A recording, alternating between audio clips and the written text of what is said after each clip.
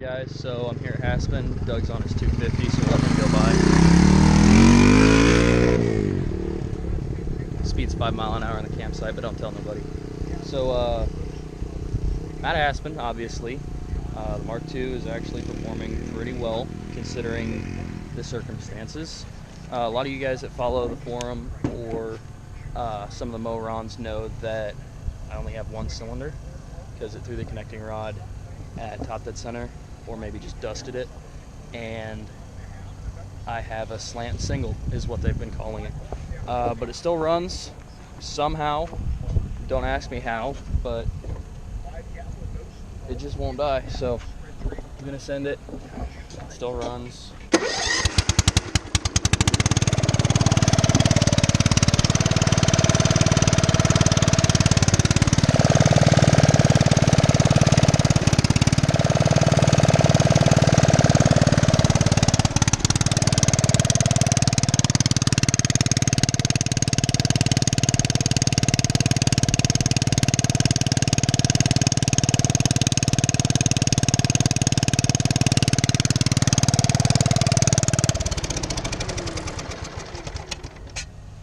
I know in a lot of my videos I haven't really shown the dash layout, but we've got the throttle I stole off the Simplicity. It's got the factory headlight switch, horn. I put the kill switch right here by disengage, and the start button by engage. So mud mower, engage.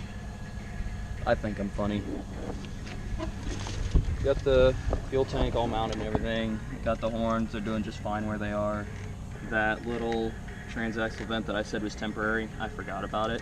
And so it's there just puking out oil everywhere. Front suspension is doing great. It is just right. It's set up freaking awesome for this. And I'm really happy with it. I'm really happy with the way it turned out. It's pretty stable. The steering setup sucks, so I'm going to put a rack and pinion in it.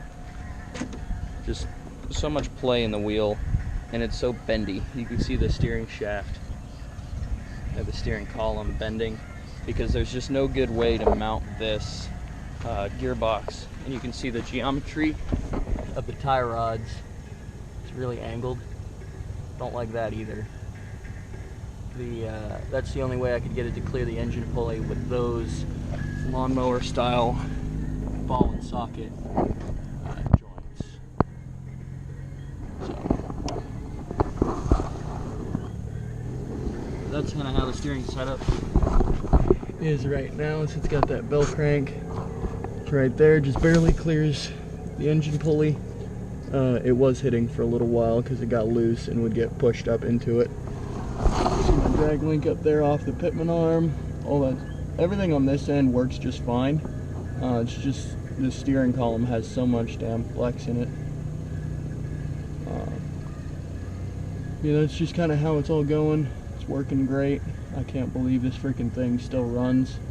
Like, it's unbelievable to me. Something this junk can still be on the trails and working.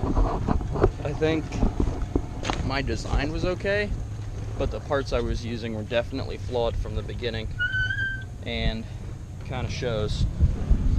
So that's just kind of my little Haspin update. The Simplicity, I drove it up to the camp office, and I mean it fired up first pull, runs fine, but it's definitely not built for the terrain. I haven't tried to take it out because it's too muddy with the rain we've had for turf tires and an open diff. Dennis is testing out the Banshee right now. They just put the transaxle back together in it.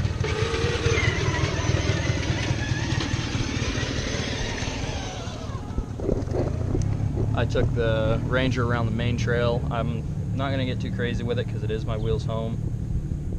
I know when to stop, believe it or not. Dan completely destroyed his 2 shift keys in his 820. They twisted about 45 degrees. Red's ZO2 will have it on his channel, but man, he just completely annihilated them. The Banshee was skipping. He had chunks out of his shift keys, and so they were just pushing themselves down onto the shaft and turning inside the gear. So they've got both of those back together. I don't have a shifter detent ball. I lost that when I took it apart. They're not in wind. The door tried to shut off. They weren't in the transaxle when I put it together at all, anywhere, not floating around in the case or anything. So there's no issues as far as anything getting rammed into it. I don't have a detent ball, so it likes to fall into whatever gear it wants while I'm driving. It's really annoying. I can lock it in first, but if I'm in second or third, it can drop to fourth, maybe fifth. Usually not all the way to fourth, usually we're to fifth. Usually it'll go to fourth. Believe it or not, this slant single has enough power to get it into fifth gear.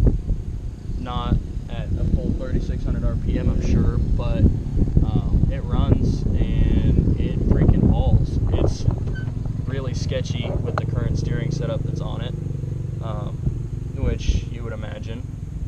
I'm trying to think of what all else we got going on.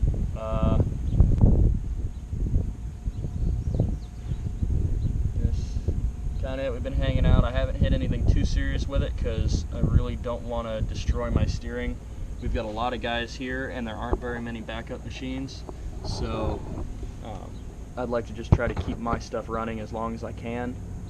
So kind of where we're at. So thanks for watching. I'll try to get some trail footage here soon.